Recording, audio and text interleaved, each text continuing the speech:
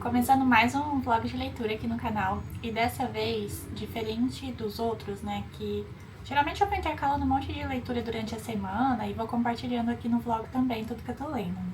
Mas dessa vez eu vou compartilhar especificamente sobre um livro, então eu estou lendo e vou compartilhando com vocês. Vou pegar ele aqui na minha pilha de leituras em andamento e projetos de leitura, enfim. Aliás, falando em projeto de leitura, gente, eu tô aqui com o meu rascunho de cronograma. Eu acabei de gravar e já vai estar aí no ar pra vocês, né? O vídeo, já quando vocês forem ver esse vlog, já vai estar aí o vídeo explicando o projeto de leitura Lendo Os Miseráveis. Então, esse ano no canal, né? Esse ano de 2026, a gente tem 3 projetos de leitura. Um deles é Lendo Brasileiros, que também já tem vídeo aqui no canal explicando. Os Miseráveis e Musashi. Musashi eu ainda não gravei com os detalhes, mas vem em breve. E Os Miseráveis eu acabei de gravar e vocês vão ter disponível já. Pra quem tem esse livro, né, na lista, aí encalhado na sua estante, esse é o sinal pra você pegar pra ler Os Miseráveis esse ano. Vai ser em abril, viu, gente? Bom, mas falando também em projeto de leitura e finalmente da leitura em andamento agora, nesse momento, eu tenho Moby Dick. A gente começou no projeto de leitura de Moby Dick o ano passado, 2025, e aí era no cronograma, né, pra ser 2025 e 2026, então a gente tem aqui em andamento. Eu estou fazendo lives no canal todos os domingos, mas deixei gravado também, né, pra quem não conseguir ver lá, ter a oportunidade de ver depois. E eu cheguei na página 82, no capítulo 32, que é cetologia, que chama. E o que aconteceu até o momento? Bom, a gente conheceu o Ismael. Eu estou gostando muito desse personagem narrador. Eu realmente gosto bastante do Ismael, espero não me decepcionar. Ele se apresenta de forma inicial aqui, o início do livro é ele se apresentando pra gente. E eu tenho a premissa, gente, que ele vai ser o único sobrevivente dessa empreitada aí, nessa caça a cachalote. Eu tenho essa teoria, vamos ver até o fim aqui desse vlog, que vai ser o fim da leitura, se realmente é isso que vai acontecer, mas eu tenho essa teoria aí.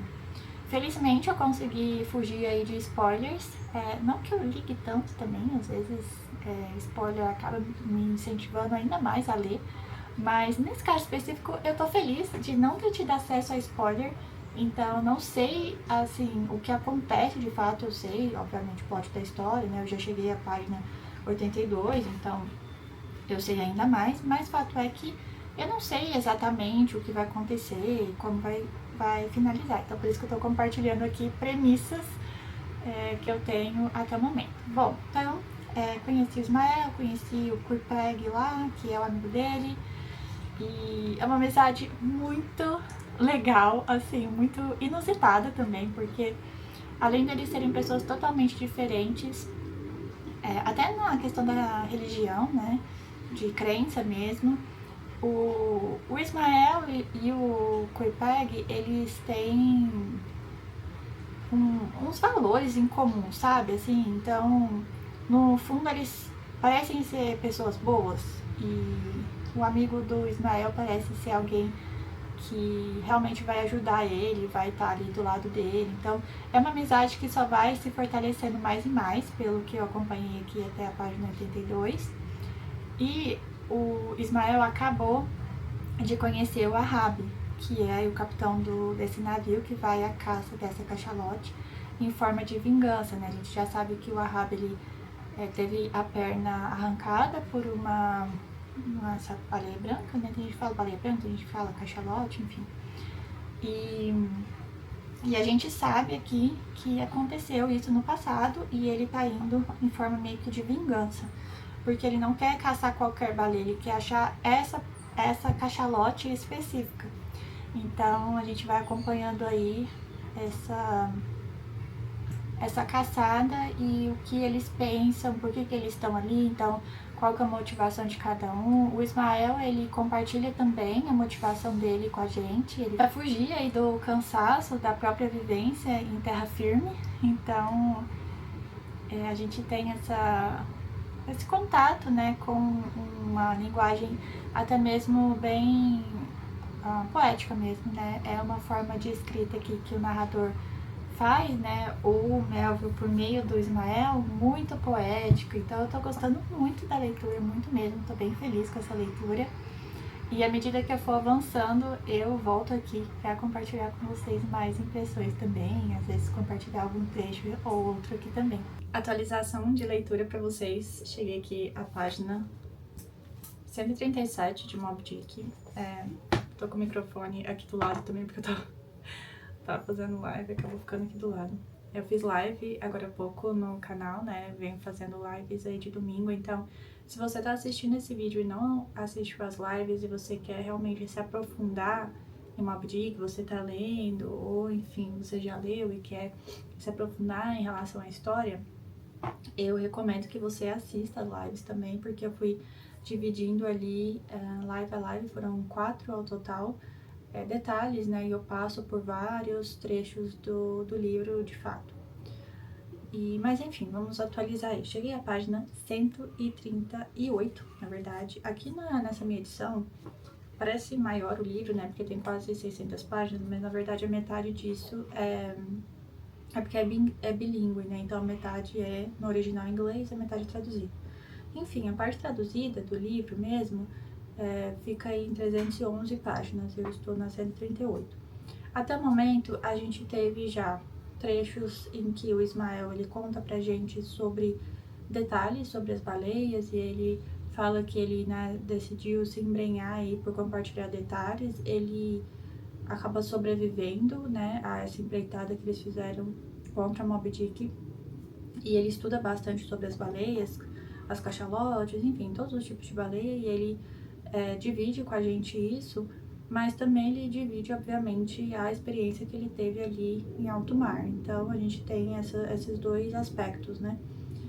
E à medida que os capítulos foram correndo aqui, a gente vai tendo o aprofundamento das motivações do Wahab e a personalidade e a loucura dele. Então, não fica subentendido que ele é maluco e ele tá a fim de vingança, só. É isso que move a vida dele. Ele foi tomado no seu coração por uma maldade extrema que ele mesmo criou, né? É isso que eu vou compartilhar aqui com vocês, um trecho final, né? Nessa página final aqui, que fala exatamente disso. E não só isso, mas também uma avaliação do Ismael sobre tudo isso. Então a gente passa a conhecer também um outro personagem muito bom aqui, que é o Starbuck. E ele é o contraponto do Wahab. Então o Wahab ele só fala para a tripulação que eles estão ali para caçar Moby Dick depois, né, numa vingança pessoal. Então ele coloca a sua própria vida, em risco, mas assim, a de todo mundo também, e ninguém pediu para estar ali fazendo aquilo. Então as pessoas começam a entrar meio em parafuso pensando sobre isso, mas o Starbuck é essa voz da razão, sabe? Então ele tenta realmente parar essa loucura do Wahab, mas é muito difícil, né? Ele já tá em alto mar e ele percebe que, não só ele, mas até o próprio Ismael, eles percebem que o Wahab, ele tá maluco mesmo, e o Ismael, ele fala abertamente isso pra gente, e realmente não fica subentendido. E o Ismael, como a gente já tinha percebido lá logo no começo da história, ele vai pro mar para fugir das suas próprias tristezas, melancolias, né, da vida. Então ele sai da terra firme e vai em direção ao mar, fugindo da sua própria tristeza, tentando fugir, né? E ele faz uma reflexão, e aí foi onde eu parei aqui na página 138, eu vou compartilhar com vocês. Ele fala o seguinte: volta ao mundo. Essas palavras encerravam muitas coisas que inspiravam sentimentos de orgulho, mas para onde nos conduziria essa circunnavegação? Enfrentaríamos inúmeros perigos até voltarmos ao ponto de onde partiríamos, onde todos os que deixáramos para trás em segurança, na verdade, haviam permanecido à nossa frente durante todo aquele tempo. A viagem seria mais promissora se este mundo fosse uma planície infinita e se, navegando para o leste, pudéssemos alcançar novas distâncias e descobrir outros cenários mais doces e curiosos que as Cíclades e as ilhas do rei Salomão. Mas, ao buscarmos esses mistérios longínquos com os quais sonhamos, ou na atormentada caça a esse fantasma demoníaco que de tempos em tempos surge diante de todos os corações humanos, Ao perseguirmos tudo isso ao redor do mundo, seríamos levados a estéreis labirintos ou acabaríamos como náufragos no meio do caminho. Então tem bastante agora uma questão moral mesmo que eles estão, né, em relação a essa caça a Moby Dick, levado por essa maldade extrema, né? O Wahhabi, ele vê a Moby Dick como um ente maligno, mas na verdade ela só tá representando a natureza, né? Ele tá indo atrás dela, mas assim, ela é a natureza e ela não tá nem aí, entendeu? Pro Wahhabi, enfim. Todas as questões bíblicas, né, o nome deles e todas as referências eu deixei os detalhamentos na live e eu tô usando esse espaço mais para compartilhar como que tá o avançar aqui da leitura. E aí eu volto em breve para compartilhar mais com vocês. Oi, gente, mais uma atualização aqui de andamento de leituras.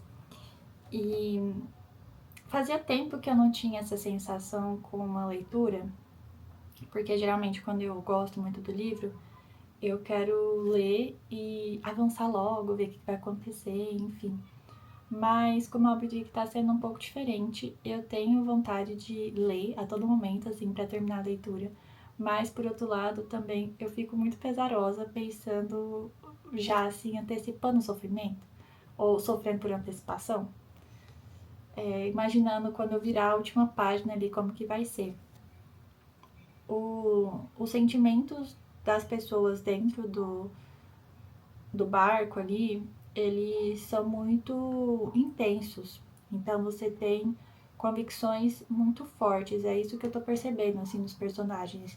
Desde o Ismael até o Wahhabi, até o Starbuck, eles têm convicções de si, dos valores e do que eles querem para a vida deles, seja positivo ou negativo, muito claros. Então, eu acho que são personagens com personalidades muito fortes, no sentido de muito bem definidas pelo Melville. Então, ele construiu personagens que não são café com leite, assim, que não passam batido, sabe? Eles têm as opiniões fortes deles, eles têm as convicções muito bem definidas e isso fica muito claro pra gente. A gente acompanha ali as reflexões deles na vida e também o Wahhabi no seu grau de loucura, mas o Ismael e o Starbuck principalmente, como que eles se agarram às suas raízes, assim. Seja fugindo ali da tristeza, como eu já falei várias vezes pra vocês, ou em algum outro sentido, assim. Então, eu acho que vários personagens desse livro, eles são bem marcantes, assim, eu acho muito difícil você sair da leitura e não carregar um pouco da memória, assim, da experiência de conhecer os personagens, sabe? Eu acho que eles são bem marcantes mesmo. E vão ficar aí na nossa cabeça de quem tá lendo por muito tempo. Ai, tô desfazendo aqui a pilha de livros também, gente, porque eu acabei de gravar um outro vídeo aqui pro canal, falando sobre os livros que eu vou utilizar para aprendizado de idioma esse ano. Então, assim, se você tem interesse nesse tipo de assunto, fica o convite já também de você assistir esse outro vídeo. Mas é isso, estou desfazendo aqui a pilha de livros e já estou acabando também o Moby Dick. Então, em breve eu volto aí para compartilhar mais um pouco, mas estou um pouco também... Acho que eu senti isso lendo Os Irmãos Karamazov, assim. Mas... gente, é um sofrimento antecipado de acabar a leitura, é tristeza, entendeu? Quem é leitor aí acho que vai entender.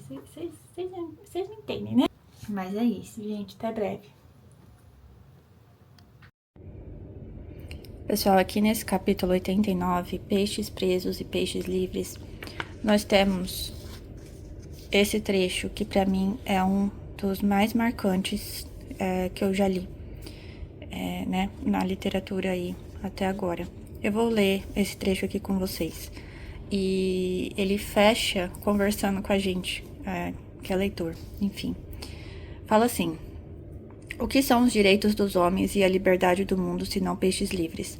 O que são as mentes e opiniões dos homens, senão peixes livres? O que é o princípio da crença religiosa, senão peixe livre? O que são, para os verbalistas pomposos, as ideias dos pensadores, senão peixes livres? O que é o grande globo, senão um peixe livre?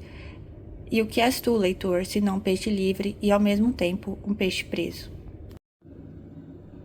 Aqui na página 238, nós tivemos ainda poucas inserções sobre o Wahhabi, poucas vezes, assim, acho que nem 10, mas sempre que tem alguma fala dele, a gente percebe o quanto que ele realmente é uma pessoa pessimista e ele tem um propósito de vida, que é encontrar e se vingar da Moby Dick, né?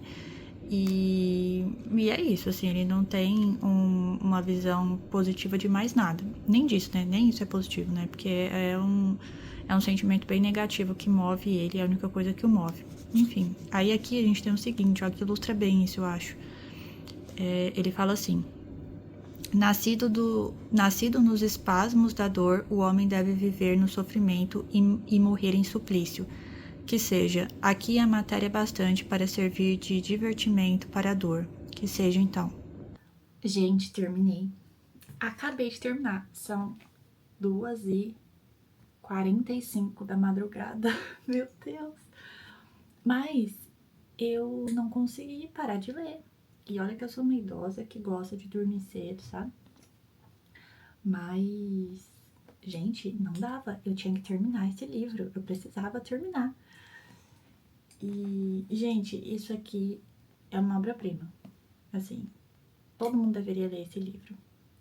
E eu acho que eu fui compartilhando bastante coisa ao longo desse diário de leitura. E vai ter spoiler aqui, eu vou falar do final do livro? Sim, gente. Então já fica aqui mais um aviso para não pegar ninguém desprevenido. O que eu posso comentar, né, resumir aqui do final desse livro.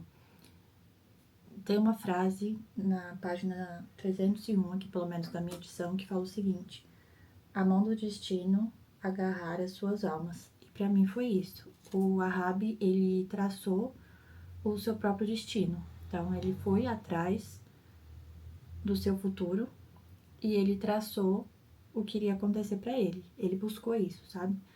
Para mim, aqui no final do livro, me remeteu a como se o Wahhabi ele tivesse escolhendo como ele ia morrer, porque ele tem umas duas conversas bem profundas, rápidas, mas muito profundas com o Starbuck.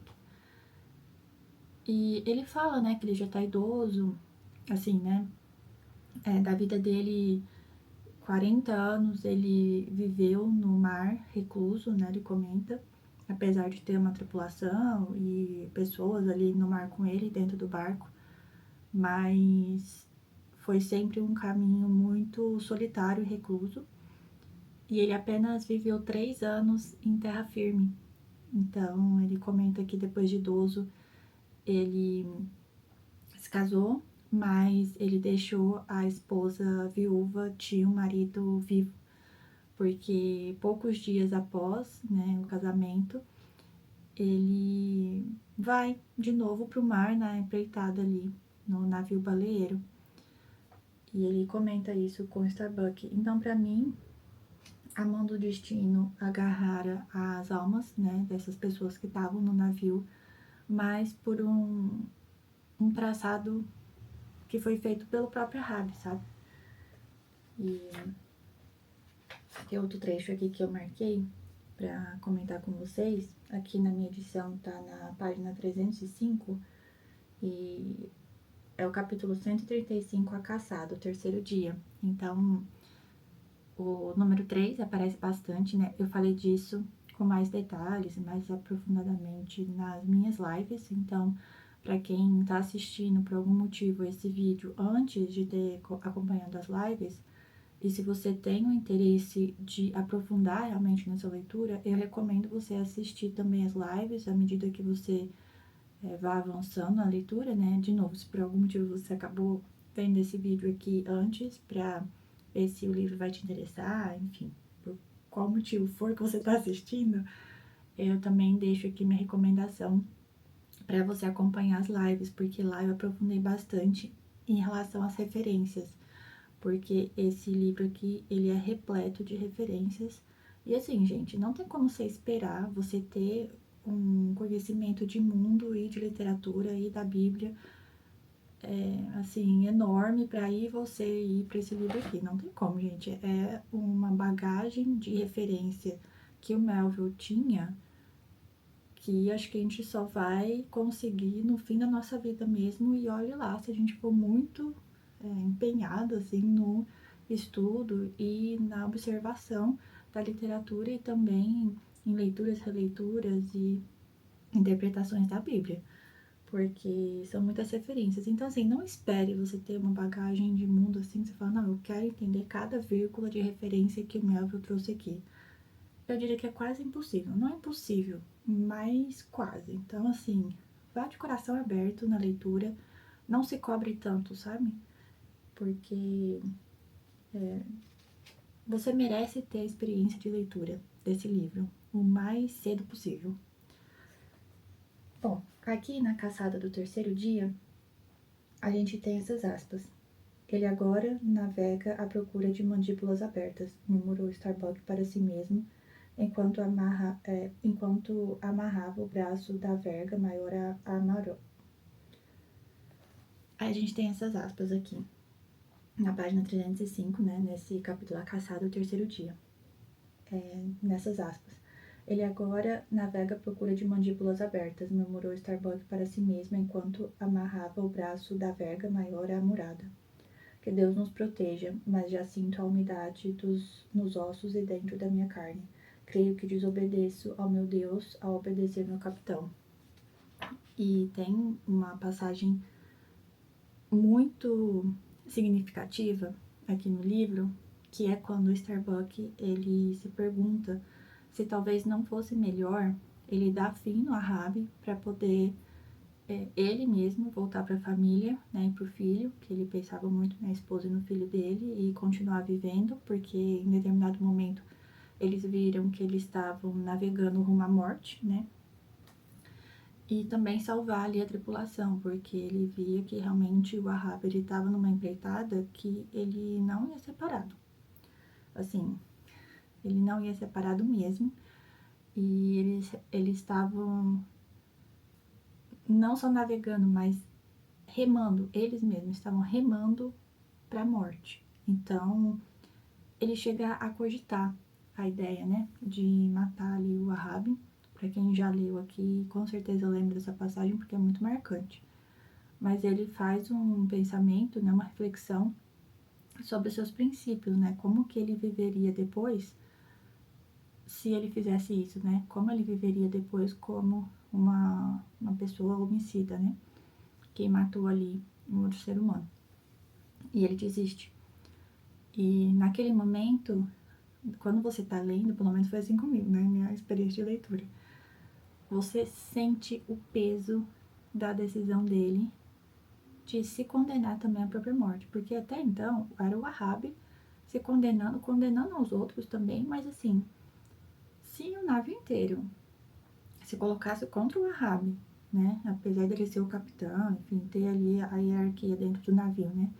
Que o nosso narrador aqui, ele conta bastante, né? O Ismael conta bastante pra gente. Se todo mundo se revoltasse contra Rabi, não tinha como, né? Ele não ia conseguir lutar ali com todo mundo, assim. Eles iam conseguir acabar com a vida dele até de uma forma fácil, né? Mas eles não fazem. E nesse momento que o Starbuck ele reflete sobre isso, né? Chega a cogitar sobre essa possibilidade, assim, que ele acabou criando na cabeça dele momentaneamente, mas que, né, nunca foi levada a sério, de fato. Ele nunca, acho que, se entendeu como alguém capaz de fazer isso realmente, né? Então, bom, ele não leva à frente e meio que se condena, né, a esse destino também. E tem o número 3 aparecendo de novo, né? Quando o Ahab fala, frente a frente eu te enfrento pela terceira vez, Mob Dick. Então era a terceira vez que ele tava enfrentando. E assim, a gente pensa, nossa, mas será que ninguém tentou parar o Ahab? Gente, tentaram várias vezes. E fora o Starbuck, né? Acho que pra mim, uma outra passagem super emblemática aqui foi quando nessas aparições de outros navios aí, e sempre que aparecia algum navio, o Ahab encostava nesse navio e perguntava, viu o Moby Dick? Viu a baleia branca? E aí, né, tentando pegar informação desses outros baleeiros aí. E tem um desses acontecimentos, né, uma dessas situações, que o cara do outro navio, o capitão do outro navio, fala, que ele perdeu o braço e pra baleia branca, né, pra Moby Dick, só que ele não buscava vingança. Ele falou, gente, pra que eu vou buscar vingança, sendo que eu vou perder, entendeu? Eu já perdi o braço, eu não quero perder minha vida. Ele falou pro Ahab, ele falou, você devia fazer o mesmo, porque você já perdeu a sua perna, mas você consegue viver normalmente, assim, né, na medida do possível. Então, viva, não vá atrás da morte, né? E mesmo assim, o Ahab não, ele tá fixo ali nesse destino que ele tratou pra ele mesmo. Aí, gente, por fim aqui, eu marquei essa parte, duas partes na verdade, né? Antes da parte final, vou comentar com vocês aqui na página 308, um trecho também que eu marquei aqui. E assim, ela parecia nadar a toda velocidade, interessada apenas em prosseguir sua trajetória no mar. "Oh, Ahab", exclamou Starbuck. "Apesar de ser o terceiro dia, ainda não é tarde demais para desistir. Vê, Moby Dick não te procura. És tu que a persegues loucamente." Ou seja, gente, a baleia não tava nem aí. Ela queria seguir o seu caminho. Não era assim, a baleia também quer vingança, sabe? Ela é um ser perverso, que ela vai caça esses navegantes aqui, né? Não. E o Starbuck, ele fala isso pra Rabi, percebe, ela não tá nem aí, entendeu? Ela não quer vingança contra você, não é uma luta que as duas partes querem acabar um com o outro, não, é só você indo ao encontro dela, ao encontro da morte. Então, assim, pare, e o Ahab não quer saber. Ele só continua. E aí na página 310, né, fala assim, ó morte solitária depois de uma vida desamparada. Que resume, né, o que o Ahab pensava de si. Já no epílogo, aí fechando aqui as citações, numa aspas, né, começa assim, e apenas eu escapei para vos contar, Jó. E aí, assim, acabou que realmente eu antecipei, né, lá no começo da leitura, que só o Ismael realmente sobreviveu para contar a história. Então, foi isso que aconteceu. Triste, né, porque todo mundo que a gente conheceu dos personagens, Starbuck, Queepeg, enfim, todo mundo perdeu sua vida nessa caçada desenfreada, né? E aí ele fala que esse epílogo existe porque uma pessoa sobreviveu ao naufrágio. E uma outra coisa bem emblemática, né, é que fizeram um caixão salva-vidas, né? Tinha ali os botes e tal, mas em um determinado momento o Starbuck e algumas outras pessoas ali no navio, eles criam esse caixão e tem um momento que eles começam a devanear.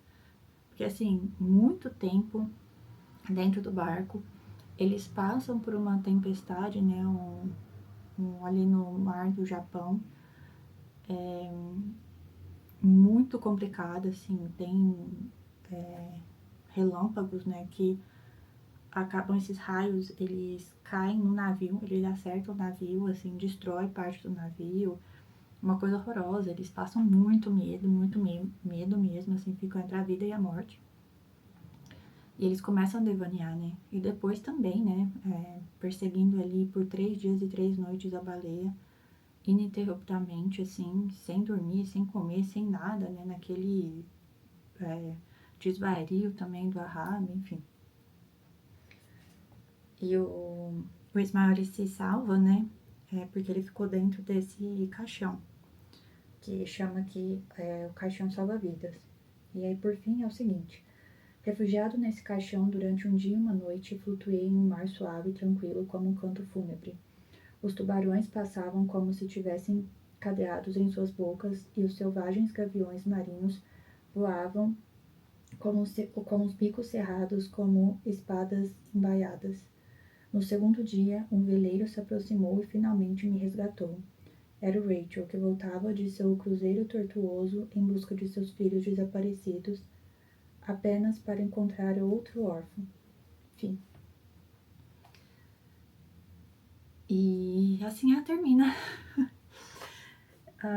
Achei muito emocionante esses capítulos finais, muito angustiante também, porque você tem muitas e muitas páginas dessa construção, né, linear dos personagens, e aí você tem descrição sobre as baleias, cachalote, né, que é das espécies ali das baleias, como que o óleo é retirado, e você tem, assim, uma escrita perene sobre esses assuntos por muito tempo, né, uma escrita linear por muitas e muitas e muitas páginas.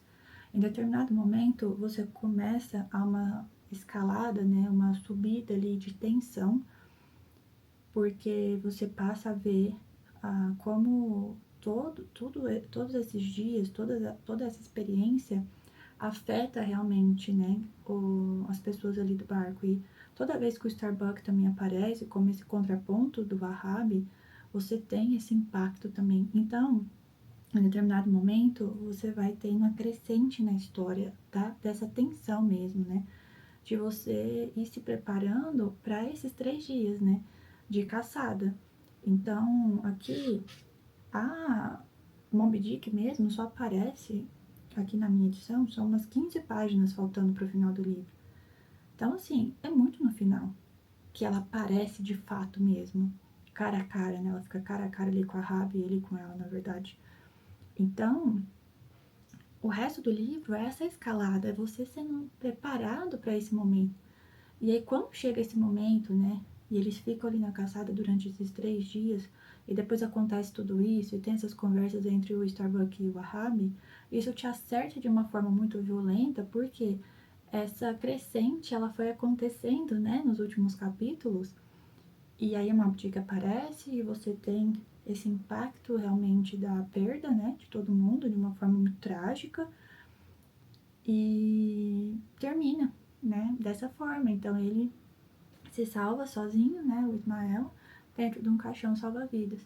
Então a construção da história, esse ápice, assim, né, desse encontro do destino, ele é construído e escrito. A escrita do Melville é muito boa mesmo. Então, acho que eu nem precisava falar isso, gente, mas, né, falando óbvio, indico fortemente. Indico demais a leitura. Eu espero que se você assistiu esse vídeo, né, caiu de paraquedas aqui, ainda não leu, enfim, é uma pessoa, né, que não liga pra spoiler nem nada, só queria conhecer a história pra ver se você tá interessado na leitura de fato, fica a minha recomendação. Se você achar algumas partes maçantes da descrição do barco, da baleia, do óleo, enfim, persista, porque vale muito a pena a leitura. E o que eu vou fazer agora, gente? Eu vou, né, amanhã, domingo, vou aproveitar aí pra ver umas adaptações, que eu ainda não assisti nenhuma, filme, né, adaptação a esse livro. E à medida que eu for vendo, aí assistindo amanhã, vou fazer meio uma maratona de adaptações, eu venho aqui e comento com vocês. Vejo um filme, venho aqui e comento com vocês meio um diário de filme, que nem eu fiz aqui o diário de leitura. Eu vou fazendo também com os filmes também que eu for assistir, que tiver disponível aqui, eu vou assistir. E amanhã eu termino também esse diário de leitura aqui de Moby Dick. A gente se vê em breve, né? Amanhã, na verdade, hoje, né? Porque hoje tá de madrugada. Então a gente se vê em breve aí pra comentar um pouco sobre os filmes também, pra quem tiver interesse, continua aí.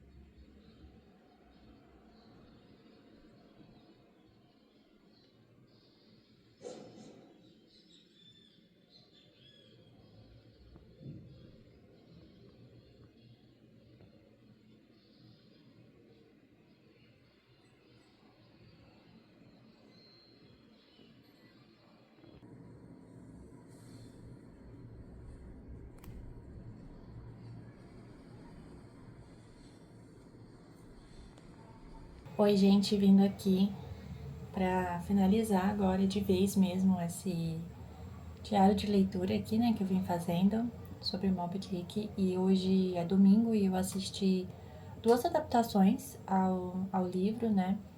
Nas minhas pesquisas eu achei várias, gente. Eu achei uma de 1956, uma de 1900 e pouco, acho que é 96, 97, uma de 2011, 2001, e enfim, são várias. Tem também meio que uma animação em desenho que fizeram aqui no Brasil mesmo. E tem um anime, né, uma animação japonesa que tem Moby Dick, o livro, né, não é exatamente a adaptação do livro em si, mas tem o livro nesse anime, e o personagem principal tem contato com o livro, lê o livro, e tem relação também com a vida dele, enfim. A adaptação que não falta para esse livro, assim, é realmente muita adaptação feita. O que eu assisti? Vamos lá, né? Hoje eu assisti a de 1956 e a adaptação de 2011. Então, eu assisti essas duas, e bem diferentes, gente, muito diferentes mesmo. A abordagem, eu falo, sabe? O jeito que quem produziu o filme quis fazer, assim, com a história do livro, como eles quiseram, né? Que as equipes de cada um desses filmes, como eles escolheram trazer para a tela a história do livro. Eu particularmente gostei muito mais da adaptação de 1956. Eu achei que foi mais fiel ao livro, e como uma leitora, eu gosto bastante de adaptações que são mais fiéis aos livros, né? Então, quando chega o mais próximo possível, me cativa, né? A história me cativa mais. Então, eu sou desse time de leitores, assim, que prefere uma adaptação realmente focada na história e na forma que o autor quis contar essa história.